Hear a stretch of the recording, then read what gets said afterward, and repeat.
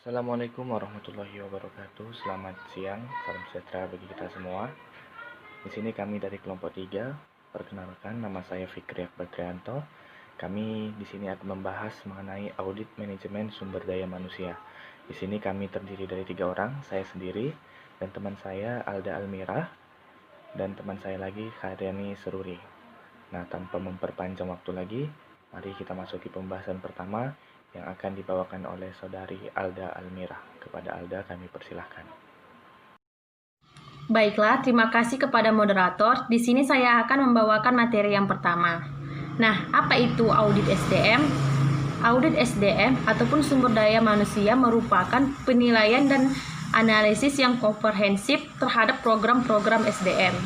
Audit SDM itu sendiri menekankan pada penilaian ataupun evaluasi terhadap berbagai aktivitas SDM yang terjadi pada perusahaan dalam rangka memastikan apakah aktivitas tersebut telah berjalan secara ekonomis, efisien, dan efektif dalam mencapai tujuannya, serta memberikan rekomendasi perbaikan atas berbagai kekurangan yang masih terjadi pada aktivitas SDM yang diaudit untuk meningkatkan kinerja dari program ataupun aktivitas SDM tersebut.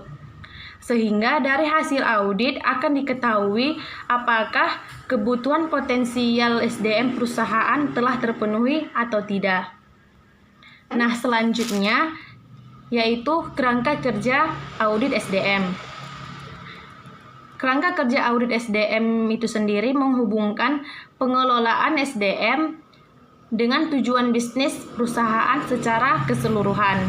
Di sini audit menilai dukungan SDM terhadap pencapaian tujuan bisnis perusahaan. Nah, dalam tujuan bisnis perusahaan berhubungan dengan pengelolaan SDM itu sendiri, yaitu seperti penentuan prioritas pengelolaan SDM, pengembangan strategi SDM, dan aktivitas program SDM harian.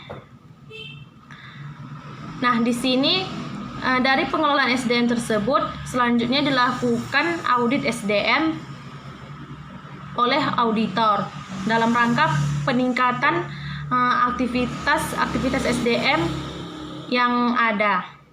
Di sini selanjutnya seorang auditor melakukan identifikasi ataupun implementasi program perbaikan yang berkaitan dengan SDM tersebut. Lalu selanjutnya melakukan evaluasi ataupun melakukan evaluasi pengaruh perubahan dari hasil yang telah diaudit. Lalu selanjutnya yaitu tujuan dilakukannya audit. Nah, tujuan dilakukannya audit itu sendiri ada 5. Yang pertama, menilai efektivitas dari fungsi SDM itu sendiri. Lalu yang kedua, menilai apakah program ataupun aktivitas SDM telah berjalan secara ekonomis, efektif, dan efisien. Lalu yang ketiga, memastikan ketaatan berbagai program atau aktivitas SDM terhadap ketentuan hukum, peraturan, dan kebijakan yang berlaku di perusahaan. Lalu yang keempat, mengidentifikasikan berbagai hal yang dapat ditingkatkan terhadap aktivitas SDM dalam menunjang kontribusinya terhadap perusahaan. Nah, yang terakhir, yang kelima, merumuskan beberapa langkah perbaikan ataupun rekomendasi yang tepat untuk meningkatkan ekonomisasi, efisiensi, dan efektivitas berbagai program ataupun aktivitas SDM tersebut. Selanjutnya saya serahkan kepada moderator. Terima kasih saudara Alda atas penjelasannya. Nah, penjelasan selanjutnya akan saya jelaskan sendiri, yaitu terkait dengan manfaat audit SDM. Nah, di sini ada beberapa manfaat, diantaranya yang pertama ialah untuk mengidentifikasi kontribusi dari SDM tersebut terhadap organisasi itu sendiri. Yang kedua, untuk meningkatkan citra profesional dari sumber daya manusia. Yang ketiga, mendorong tanggung jawab dan profesionalisme karyawan. Nah, dengan adanya audit sumber daya manusia ini, diharapkan menjadi dorongan atau motivasi bagi karyawan untuk meningkatkan kinerjanya dan profesionalismenya dalam bekerja. Yang keempat, untuk memperjelas tugas-tugas dan tanggung jawab karyawan. Artinya yang sebelumnya tidak terarah, Nah, diharapkan setelah adanya audit sumber daya manusia, tugas-tugas dan tanggung jawab karyawan lebih terarah dan lebih jelas. Yang kelima, mendorong terjadinya keragaman kebijakan dan praktek-praktek sumber daya manusia. Yang keenam, menemukan masalah-masalah yang berkaitan dengan SDM. Nah, tujuan manfaatnya kita bisa mengetahui apa saja kelemahan-kelemahan dan apa saja celah-celah masalah yang berkaitan dengan sumber daya manusia. Yang ketujuh, memastikan ketaatan hukum dan peraturan dalam praktek sumber daya manusia. Yang kedelapan, menurunkan biaya SDM melalui prosedur SDM yang lebih efektif. Dan yang terakhir, untuk memberikan evaluasi. Nah, tentunya tujuan manfaatnya ini adalah untuk sebagai evaluasi terhadap sistem informasi SDM kita sendiri. Selanjutnya, pendekatan audit sumber daya manusia. Ada beberapa pendekatan, yaitu kurang lebih ada 3 pendekatan maksudnya. Yang pertama, untuk menentukan ketaatan pada hukum dan berbagai peraturan yang berlaku. Yang kedua, mengukur kesesuaian program dengan tujuan organisasi. Dan yang ketiga adalah menilai atau mengukur kinerja program. Nah, kita dapat melihat bahwa di sini terdapat langkah-langkah audit. Artinya, dalam melakukan audit itu tidak sembarangan, ada langkah-langkah yang harus diperhatikan. Yaitu mulai dari tahap pertama, yaitu audit pendahuluan, lalu pengujian dan review sistem pengendalian manajemen, terus masuk ke audit lanjutan, pelaporan. Nah, dalam pelaporan ini berisikan tentang ekonomisasi, efisiensi, efektivitas program yang akan dilaksanakan dalam yang berkaitan dengan sumber daya manusia tentunya. Nah, selanjutnya kita lihat di sini. Sini merupakan penjelasan tahapan dan tujuannya.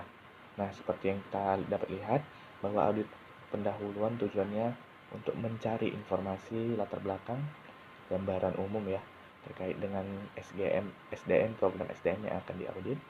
Terus kita menelaah peraturan, terus penemuan aktivitas program yang memiliki potensi kelemahan, dan menentukan audit sementara. Yang kedua apa? Yang kedua review dan sistem pengujian manajemen. Nah, ini kita menilai ya efektivitas pengendalian manajemen dan lain sebagainya.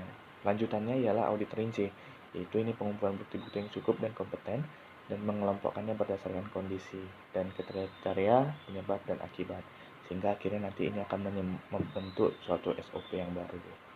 Yang keempat, pelaporan, ya ini terkait dengan pengomunikasian laporan hasil audit kepada pihak yang berkepentingan. Untuk selanjutnya adalah tindak lanjut. Nah, ini mendorong pihak yang berkaitan untuk melaksanakan tindak lanjut perbaikan atas hasil audit yang telah diberikan. Untuk penjelasan selanjutnya akan dibahas oleh teman kita, Khairani Sururi. Kepada Ruri kami persilahkan.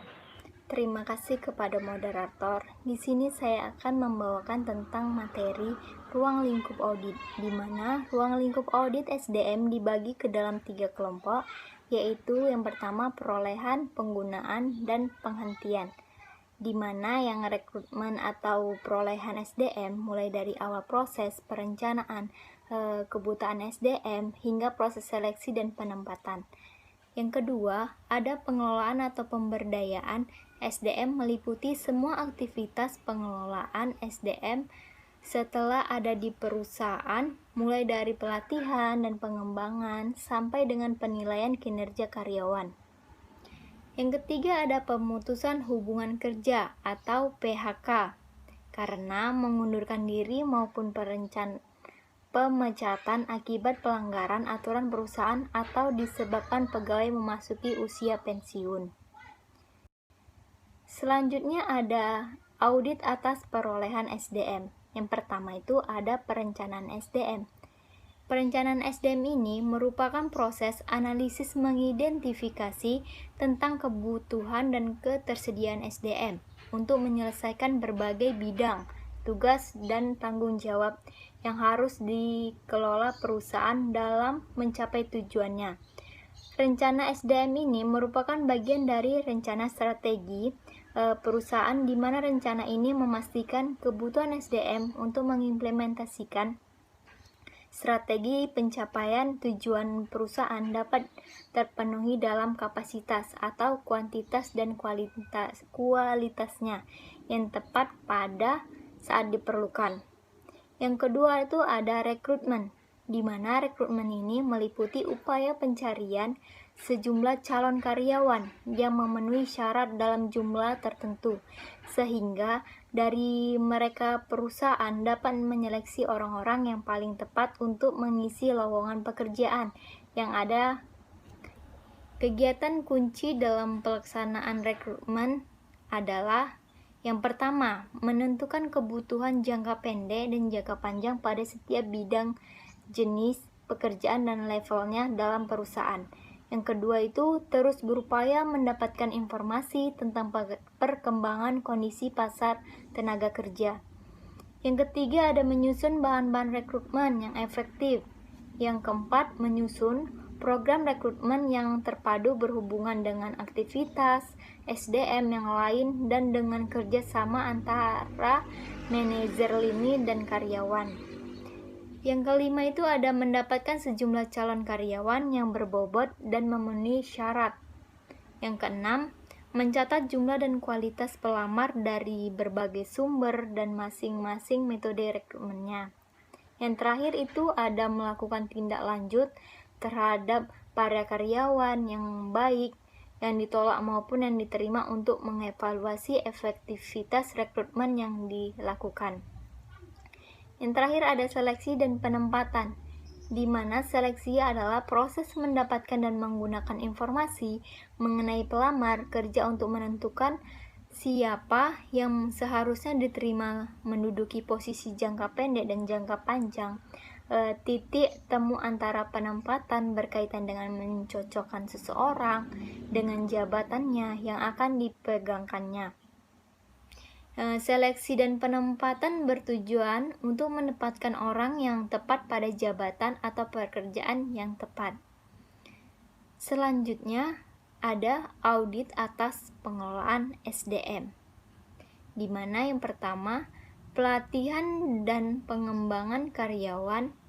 Pelatihan dan pengembangan karyawan bertujuan untuk meningkatkan kemampuan SDM dalam melaksanaan tugas dan tanggung jawabnya, baik saat ini maupun di masa yang akan datang.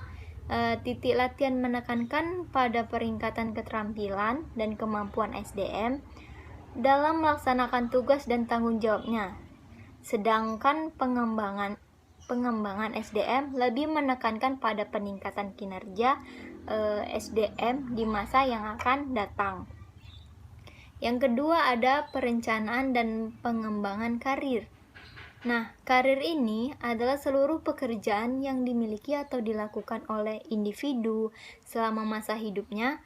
Karir merupakan pola dari pekerjaan dan sangat berhubungan dengan pengelamar atau posisi, wewenang. Keputusan dan interpretasikan subjek atas pekerjaan dan aktivitas selama masa kerja individu. Tujuan karir ini dia untuk meningkatkan posisi di masa depan yang ingin dicapai oleh individu dalam pekerjaannya.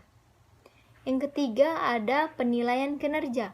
Nah, penilaian kinerja ini karyawan pada dasarnya adalah menghubungkan kinerja karyawan dalam melaksanakan tugas dan tanggung jawabnya dengan standar atau ukuran keberhasilan yang telah ditetapkan sebelumnya untuk tugas dan tanggung jawab tersebut.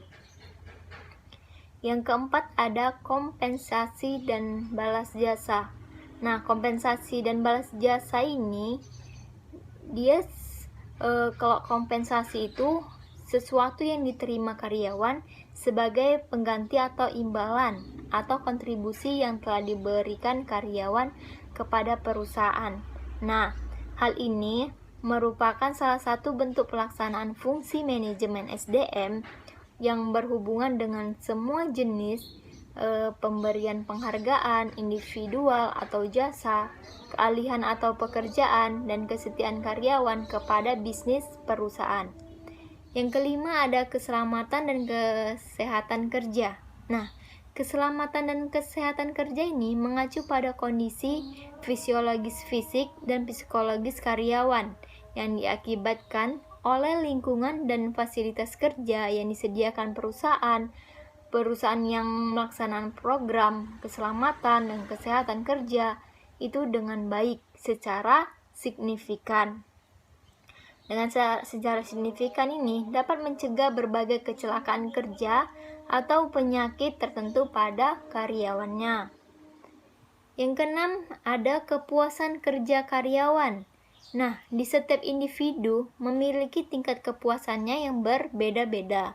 Sesuai dengan sistem nilai yang berlaku pada dirinya, semakin tinggi penilaian terhadap kegiatan dirasakan sesuatu dengan keinginan individu, maka semakin tinggi pula kepuasannya terhadap kegiatan tersebut.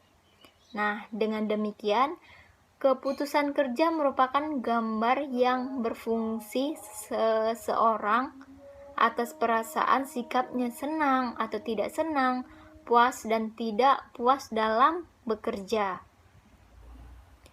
Nah, yang selanjutnya ada materi tentang audit atas pengurangan SDM. Audit atas pengurangan SDM ini dia perubahan lingkungan bisnis di mana perusahaan harus mampu beroperasi dengan sangat efisien. Juga menuntut perusahaan untuk melakukan perubahan dalam organisasi.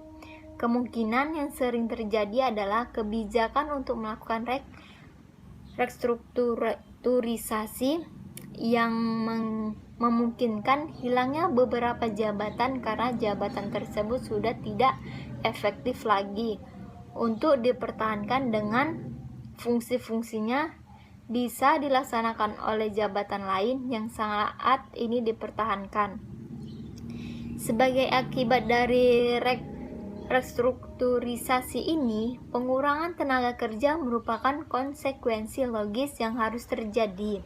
Nah, hal ini dapat menimbulkan kekuatan dan keresahan karyawan, terutama yang merasa prestasi yang tidak istimewa, tidak memiliki keterampilan yang menonjol dibandingkan dengan karyawan yang lain, dan berbagai kekurangan lain akan kehilangan posisi atau pekerjaan karena pengurangan tenaga kerja dapat berupa pemutusan hubungan kerja. Sekian materi dari saya kembalikan dengan moderator. Terima kasih Ruri atas penjelasannya. Nah, sekarang kita masuk ke contoh kasus yang akan dibahas oleh teman kita, Alda Almira. Pada Alda kami persilahkan. Baiklah, di sini kami mengambil satu contoh kasus yaitu pada perusahaan PT Indo Jewel, di mana permasalahan umum yang terjadi pada perusahaan PT Indo Jewel yaitu terjadinya banyak kegagalan produk dan pemborosan dalam proses produksi yang menjadi pemicu kenaikan harga pokok produksi tanpa peningkatan kualitas terhadap produk yang dihasilkan. Akibat dari permasalahan tersebut, selama 2 tahun terakhir, laba kotor mengalami penurunan yang sangat berarti, di mana HPP naik rata-rata 12,5% dalam 2 tahun terakhir. Pada operasional tahun 2007, perusahaan PT Indo Jewel mencapai penjualan sebesar 9 triliun dengan margin bruto sebesar 17,5%. Sementara berdasarkan laporan bagian penjualan, pada semester pertama tahun 2008, perusahaan baru membukukan penjualan sebesar 3,5 triliun dengan margin bruto di bawah 10%. Sehingga dilakukan pelatihan sesuai dengan permintaan departemen dengan anggaran yang telah disetujui oleh Direktur Keuangan yaitu Tuan Cecep Mulyadi. Nah, pada bagian penjualan dan gudang selama 2 tahun terakhir, tingkat pengembalian barang mengalami kenaikan cukup tinggi karena produk tidak sesuai dengan harapan pelanggan yang mengakibatkan turunnya pesanan. Sedangkan uji kualitas bahan baku menunjukkan hasil yang bagus dan tidak ada masalah karena pembudidayaan mutiara telah tertangani dengan baik.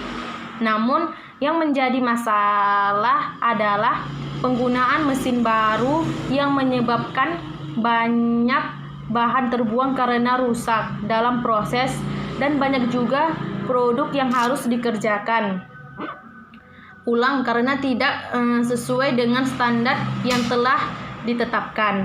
Banyak yang mengatakan bahwa sangat sulit mengoperasionalkan mesin baru dan sebagian berpendapat mereka tertekan dengan banyaknya produk yang rusak.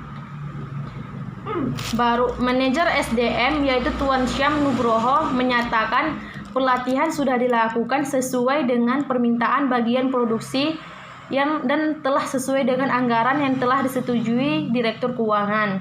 Nah, dari permasalahan tersebut di sini maka auditor melakukan audit terhadap pelatihan karyawan yang telah dilakukan oleh perusahaan PT Indo Jewel. Nah, di mana susunan direksi pada perusahaan PT Indo Jewel itu sendiri yaitu direktur utamanya yaitu Tuan Kevin Suparno, lalu direktur pemasaran yaitu Nona Gultom, selanjutnya direktur produksi yaitu Tuan Stephen Handayana, lalu selanjutnya direktur akuntansi dan keuangan yaitu Tuan Cecep Mulyadi, dan selanjutnya yang terakhir manajer SDM itu sendiri yaitu Tuan Syam Nugroho. Nah, tujuan dilakukannya audit ini sendiri yaitu untuk menilai tingkat kegagalan produksi yang disebabkan oleh kurang terampilnya karyawan dalam mengoperasionalkan mesin baru. Lalu yang kedua, menilai program pelatihan karyawan yang telah dilaksanakan belum mampu meningkatkan keterampilan karyawan dalam mengoperasikan mesin baru tersebut. Nah, yang terakhir, memberikan berbagai saran ataupun rekomendasi perbaikan atas kelemahan ataupun kekurangan yang terdapat dari program ataupun aktivitas pelatihan karyawan yang telah ditemukan oleh auditor pada perusahaan PT Indo Jewel itu sendiri. Nah, lingkup audit difokuskan kepada pengelolaan ataupun pemberdayaan SDM yang meliputi aktivitas pelatihan karyawan oleh PT Indo Jewel. Di mana di sini rincian dokumen acuan yaitu laporan anggaran untuk pelatihan karyawan dan laporan kinerja sumber daya manusia pada perusahaan PT Indo Jewel. Di mana pelaksanaan audit dilakukan oleh PT Indo Jewel dengan mengundang Tuan Chris Palguna dari kantor akuntan publik dan manajer konsultan Rawiat Maja dan partner untuk melakukan audit atas program pelatihan karyawan yang telah dilakukan oleh perusahaan. Nah, dari permasalahan yang telah diketahui pada perusahaan PT Indo Jewel tadi, di sini kami membuat laporan hasil audit manajemen pada PT Indo Jewel. Di mana di sini kami melakukan audit atas pelatihan karyawan untuk periode 2007 dan 2008. Audit yang kami lakukan tidak dimaksudkan untuk memberikan pendapat atas kewajaran laporan keuangan perusahaan dan oleh karenanya kami tidak dimaksudkan untuk memberikan pendapat atas kewajaran laporan keuangan perusahaan. Di sini kami menilai ekonomisasi, efisiensi, dan efektivitas dari program ataupun aktivitas pelatihan karyawan yang telah dilakukan dan memberikan saran atas kelemahan ataupun kekurangan yang ditemukan selama audit. Di mana di sini yang kami sajikan dalam bentuk laporan yaitu informasi latar belakang, kesimpulan audit yang didukung dengan temuan audit dan rekomendasi. Yang pertama yaitu program kerja audit pendahuluan. Adapun pada program kerja audit pendahuluan ini tujuan kami yaitu untuk mendapatkan sumber informasi terkait dengan pelatihan karyawan yang dilakukan.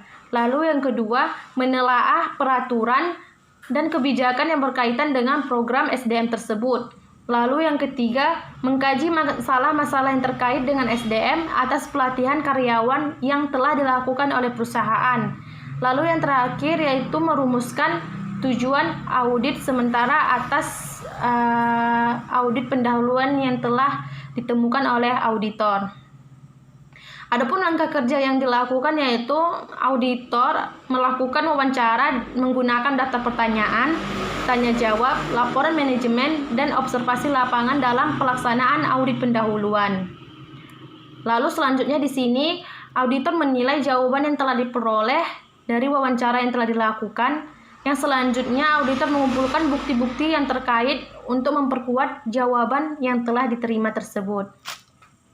Nah, adapun informasi latar belakang yang kami peroleh pada perusahaan PT Indo Jewel, yaitu PT Indo Jewel bergerak di bidang produksi perhiasan yang berbahan dasar mutiara dan emas. Mutiara yang digunakan adalah hasil pembudidayaan sendiri yang terintegrasi dalam rencana bisnis perusahaan, sedangkan emasnya diperoleh dari dalam negeri. Sedangkan desain produk sudah cukup dikenal di pasar, yang merupakan hasil pengembangan bagian lead bank perusahaan yang dipimpin oleh tenaga ahli di bidangnya. Di mana perusahaan PT Indo Jewel itu sendiri mempekerjakan 1.500 karyawan tetap dan sekitar 750 karyawan kontrak. Perusahaan ini menerapkan teknologi maju dalam produksi perhiasan dengan investasi sebesar 1,75 triliun untuk membeli peranti keras dan 500 miliar untuk membeli peranti lunak termasuk sistem informasi yang mengintegrasikan seluruh divisi ke dalam satu rangkaian operasi dan sistem pelaporan, di mana pelatihan karyawan yang dilakukan bersifat situasional sesuai dengan permintaan manajer lini dan sesuai dengan anggaran yang tersedia.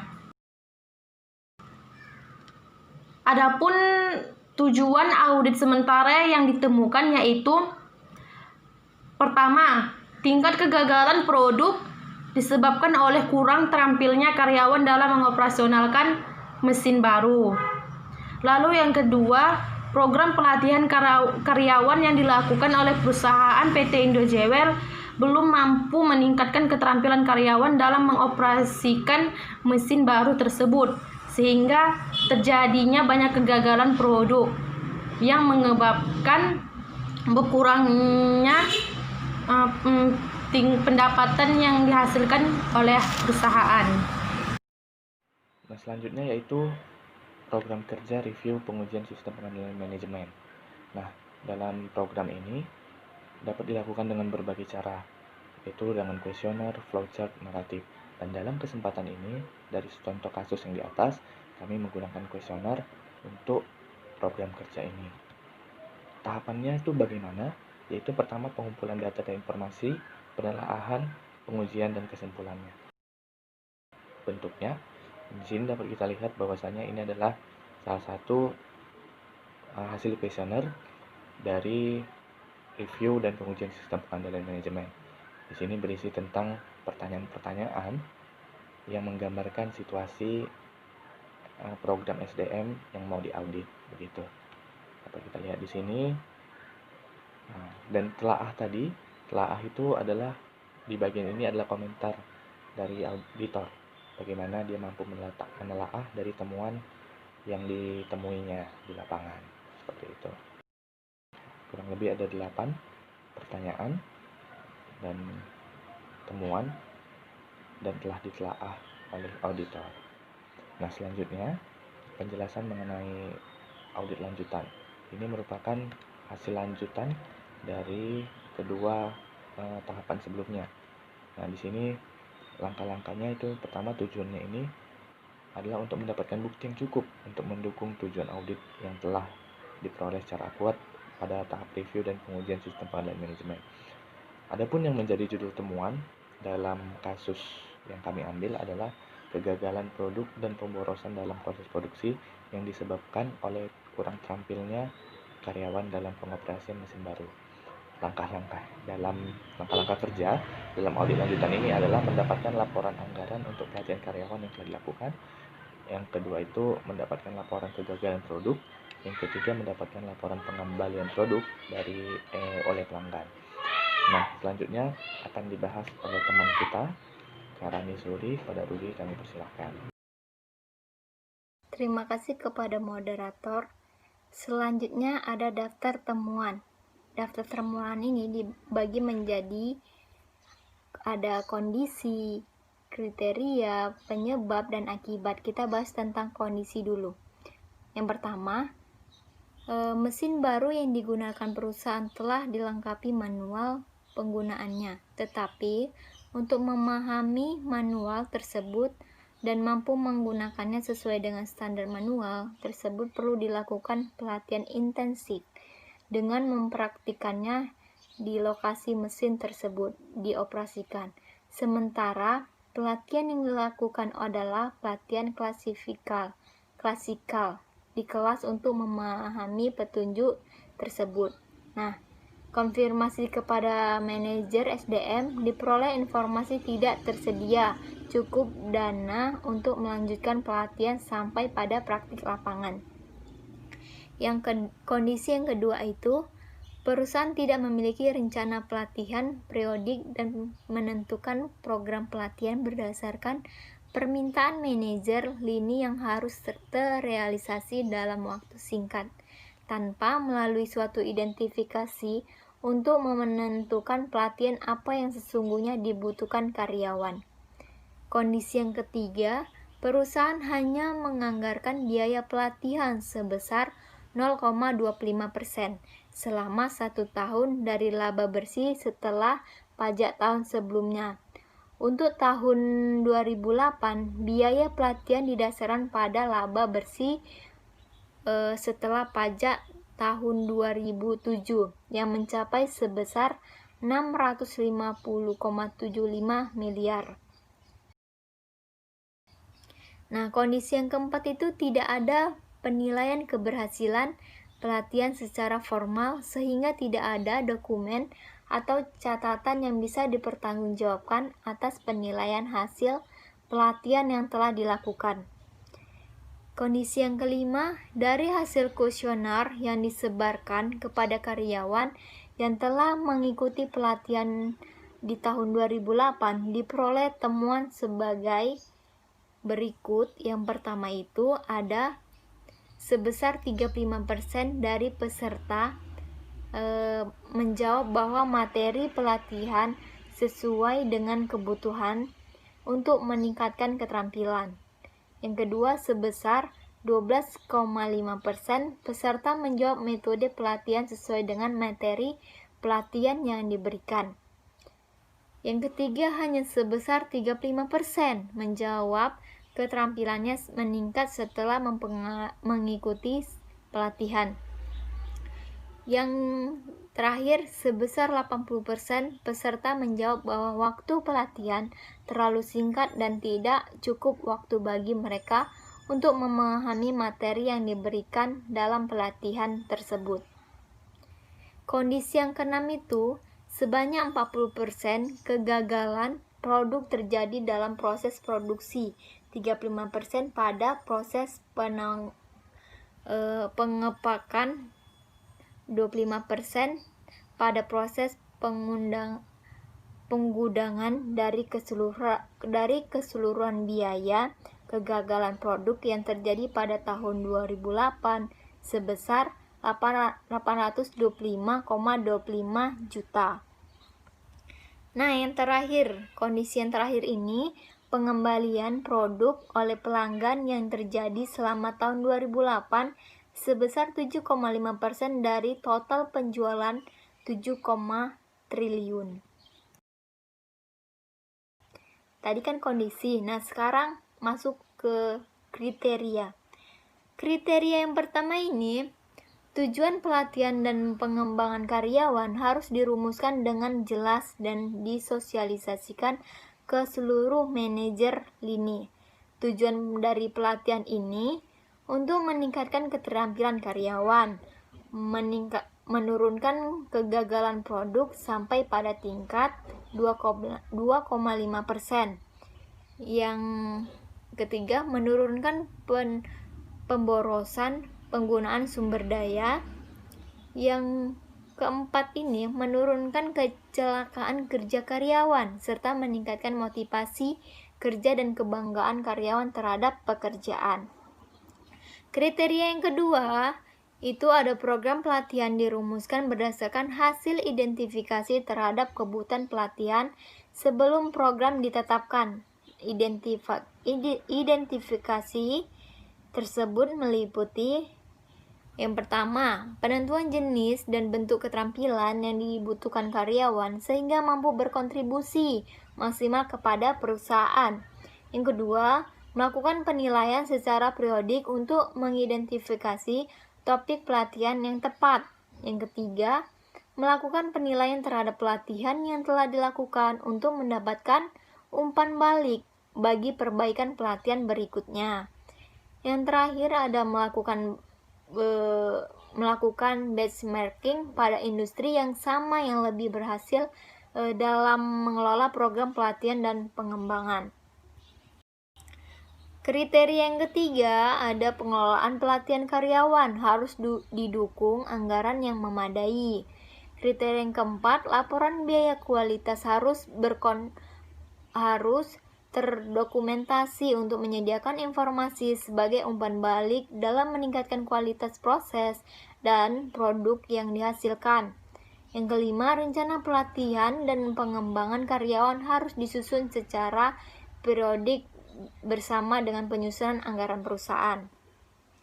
Selanjutnya ada penyebab. Nah, penyebab yang pertama itu ada rencana pelatihan baru dibuat setelah ada bagian yang membutuhkan pelatihan sehingga diketahui bahwa perusahaan tidak memiliki rencana pelatihan periodik dan menentukan program pelatihan berdasarkan permintaan manajer lini yang harus terrealisasi dalam waktu singkat tanpa melalui identifikasi untuk menentukan pelatihan apa yang sesungguhnya dibutuhkan oleh para karyawan. Penyebab yang kedua ada program pelatihan disusun berdasarkan permintaan dari departemen yang membutuhkan pelatihan tersebut dan disesuaikan dengan besarnya anggaran yang disetujui oleh Direktur Akuntansi dan Keuangan. Penyebab yang ketiga ada belum tersedia suatu sistem review dan pelaporan yang terdokumentasi tentang penilaian efektivitas dan efisiensi pelaksanaan pelatihan. Penyebab yang keempat ada pelatihan yang dilakukan hanyalah bersifat pelatihan klasikal di kelas pelatihan. Setelah dilakukan konfirmasi kepada manajer SDM, diperoleh informasi bahwa tidak tersedia cukup dana untuk melanjutkan pelatihan sampai pada praktik lapangan, sebab pada kenyataannya perusahaan hanya menganggarkan biaya pelatihan sebesar 0,25% selama 1 tahun dari laba bersih setelah pajak tahun sebelumnya. Nah, itu penyebabnya. Setelah ada penyebab, pasti ada akibat. Nah, akibat yang pertamanya itu ketidaktuntasan program pengelolaan pelatihan karyawan sehingga tahap akhir mengarah pada ketidaksempurnaan keterampilan dan kemahiran karyawan dan mengoperasikan mesin baru. Akibat yang kedua, banyaknya produk gagal dalam proses produksi sehingga volume atau output produksi menjadi lebih kecil mengarah pada kenaikan harga pokok produksi tanpa peningkatan kualitas terhadap produk yang dihasilkan. Akibat yang ketiga, tidak ada informasi sebagai umpan balik dalam peningkatan kualitas produk yang dihasilkan atas pelatihan keterampilan karyawan. Yang terakhir, menurunnya volume penjualan akibat besarnya pengambilan produk oleh pelanggan. Oke, selanjutnya akan saya jelaskan kembali, yaitu terkait dengan rekomendasi apa yang diberikan oleh auditor kepada manajemen perusahaan terkait dengan SDM. Nah, itu yang pertama, perusahaan harus memberikan anggaran yang memadai untuk program pelatihan karyawan agar program tersebut terlaksana hingga tuntas, sehingga peningkatan keterampilan karyawan atas pengoperasian mesin baru sesuai dengan harapan. Yang kedua, perusahaan harus menyusun rencana pelatihan dan pengembangan karyawan secara periodik bersama dengan penyusunan anggaran perusahaan. Yang ketiga, perusahaan harus membuat penilaian keberhasilan atas program pelatihan karyawan sebagai bentuk evaluasi bagi perusahaan itu sendiri. Yang keempat, rencana pelatihan dan pengembangan karyawan harus disusun secara periodik bersama dengan penyusunan anggaran perusahaan. Dan yang kelima adalah laporan biaya kualitas harus terdokumentasi sebagai umpan balik atas peningkatan kualitas dan produk yang dihasilkan agar terjadi penurunan yang signifikan atas kegagalan produk dan pengembalian produk oleh pelanggan seperti yang terjadi dalam kasus PT Indo Jawa. Lalu terbentuklah standar SOP yang baru atau standar operasional prosedur. Memang tujuannya adalah karyawan dapat memenuhi standar kualifikasi karyawan yang sesuai dengan kriteria perusahaan dan mampu meningkatkan kinerja perusahaan di masa yang akan datang. Ruang lingkupnya apa? Ruang lingkupnya mengatur tentang tahap pelaksanaan pelatihan yang akan dilakukan. Dan tolak ukurnya untuk mendapatkan karyawan yang mampu memahami tugas-tugasnya sesuai dengan deskripsi pekerjaan dan mampu menjalankan segala sesuatunya dengan baik. Dokumen yang digunakan di sini adalah laporan kinerja sumber daya manusia. Adapun prosedurnya ialah menentukan standar kualifikasi karyawan di setiap tingkatan kerja. Artinya ada standar kualifikasi yang harus ditentukan manajemen untuk mengkualifikasi karyawannya. Yang kedua, melakukan perbandingan antara kompetensi yang dimiliki karyawan dengan standar yang berlaku. Yang ketiga, menentukan jenis pelatihan. Nah, ini harus disusun secara baik ya. Yang keempat itu program pelatihan diutamakan pada materi yang dianggap sangat dibutuhkan oleh perusahaan. Dalam kasus ini adalah mesin operasi mesin baru. Nah, selanjutnya itu pelatihan karyawan harus disetujui oleh semua pihak terkait. Lalu membuat jadwal pelatihan, meminta karyawan untuk memberikan penilaian terhadap pelatihan yang telah diikuti.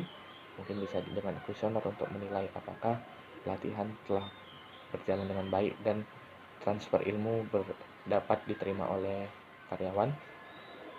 Dan yang terakhir adalah